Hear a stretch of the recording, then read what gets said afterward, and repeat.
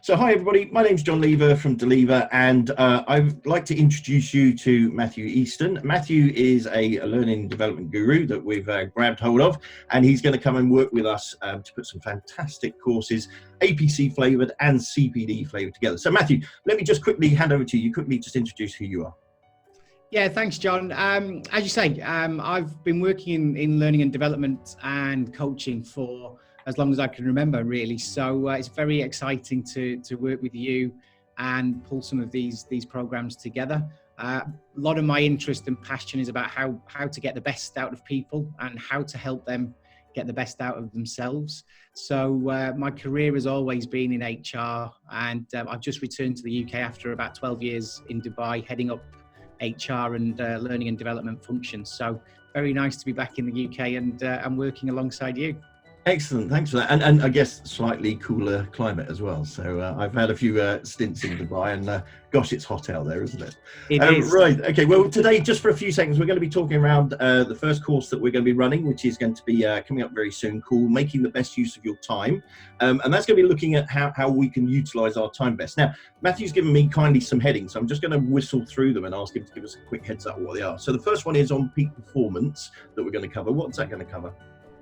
Yeah, it's looking at how we can get the best out of ourselves, but rather than just going with guesswork, it's looking at some of the science-based research that's available about how we perform best as human beings in whatever environment we're in.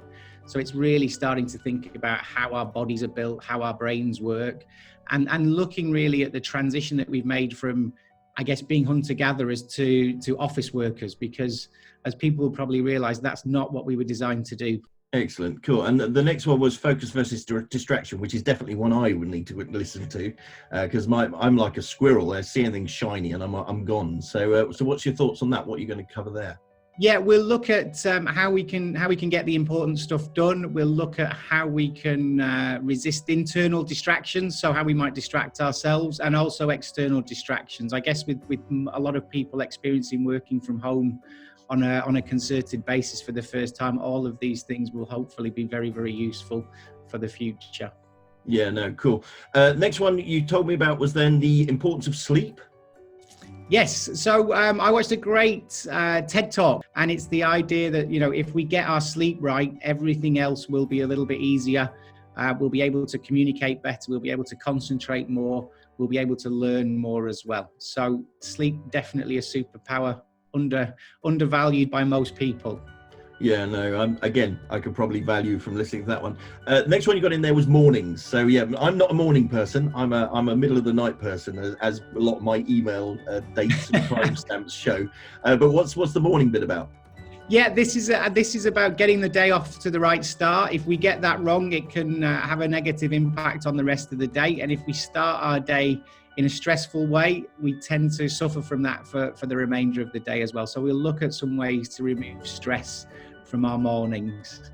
No, that's really interesting, actually, because I did that the other day. I got up late, my alarm didn't work, and then you have that really weird feeling all day, don't you, because you get up at the start. So no, I can see that one. Next one was energy. Yes.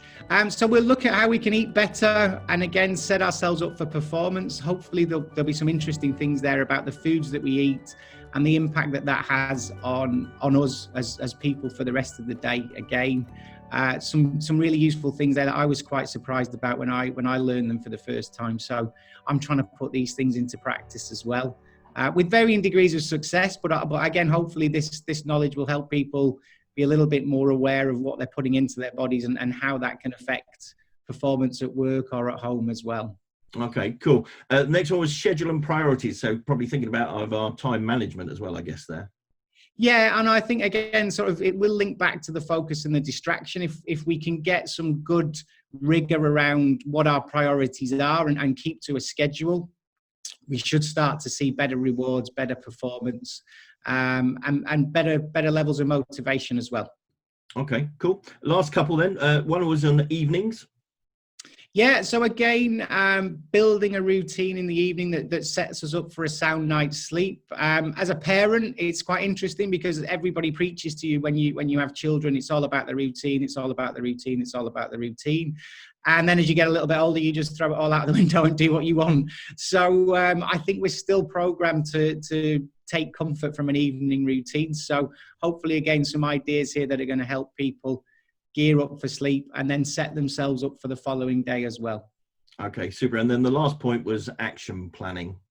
Yeah, so before we finish the session, we'll just spend a little bit of time thinking about how we can put all of those things into practice and choose, the top priority items to focus on to start with. There'll be a lot of information, and it will take a little bit of effort and a little bit of focus to put all of these things into practice. So let's pick the ones that will be most important and take things forward from there.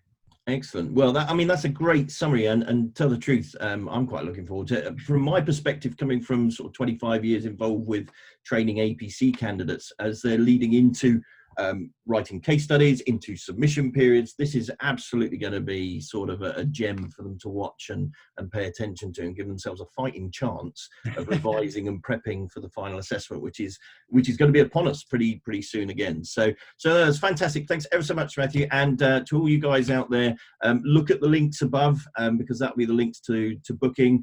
These aren't going to be expensive sessions, so we're really looking to keep the cost and quality at a standard and a level that everybody is looking for. So thanks again, and look forward to seeing you all when we're online and running the course. Thanks a lot. Cheers. Bye.